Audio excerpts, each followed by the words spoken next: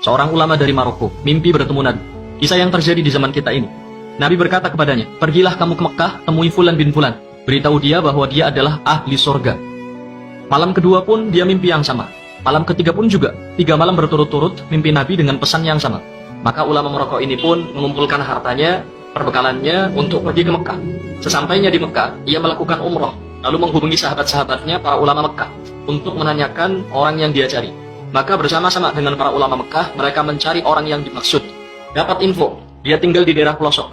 Sesampainya di daerah yang dimaksud, para ulama ini bertanya kepada penduduk setempat, kau tahu rumah Fulan bin Fulan? Penduduk itu pun kaget. Kalian, para ulama, dengan pakaian terhormat, kalian orang-orang soleh dengan penampilan alim seperti ini, mencari Fulan bin Fulan? Iya, memangnya kenapa? Kata ulama Maroko itu. Kalian akan tahu sendiri setelah bertemu dengan orangnya. Maka ditunjukkanlah rumah orang yang dimaksud. Begitu pintu diketuk, yang keluar adalah seorang laki-laki dengan penampilan preman, dekil, fasik. Ulama Maroko ini kaget. Dia berkata dalam dirinya, aku pikir orang yang akan kutemui adalah orang alim, soleh, ahli ibadah. Ternyata seorang berpenampilan buruk. Orang itu pun kaget juga. Kenapa para ulama mengunjunginya? Ulama Maroko bertanya, apa benar kau Fulan bin Fulan? Ya, benar. Siapa kalian? Mau apa kalian datang ke rumah?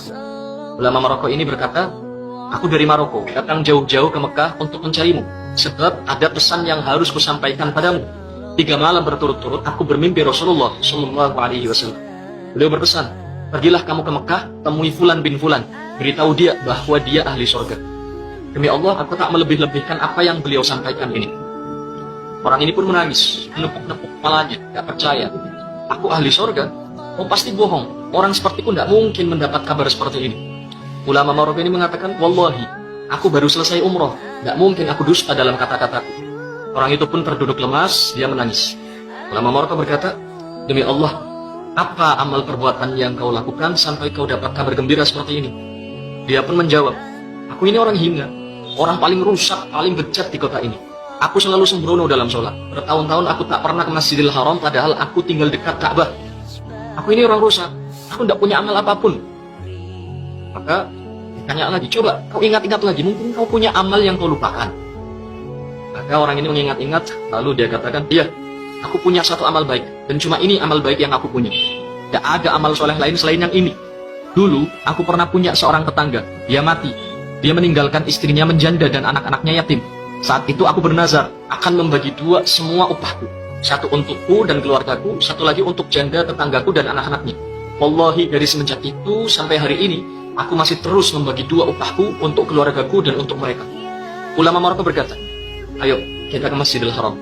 Orang ini pun mandi, memakai pakaian terbaiknya, lalu pergi bersama para ulama ke Masjidil Haram untuk sholat berjamaah. Pertama kali dia masuk Masjidil Haram, dia menangis. Dia terus menangis, tidak henti-henti sampai dikumandangkan iqamat sholat. Bahkan dalam sholat pun dia menangis. Ketika imam baca surat, orang ini terus menangis. Terisak sampai membuat ulama Maroko ini yang sholat di sampingnya ikut menangis. Berdiri rakaat pertama, rakaat kedua, rakaat ketiga, sampai sujud sebelum akhir. Dia tidak mengangkat kepalanya lagi, dan ternyata rohnya telah dicabut.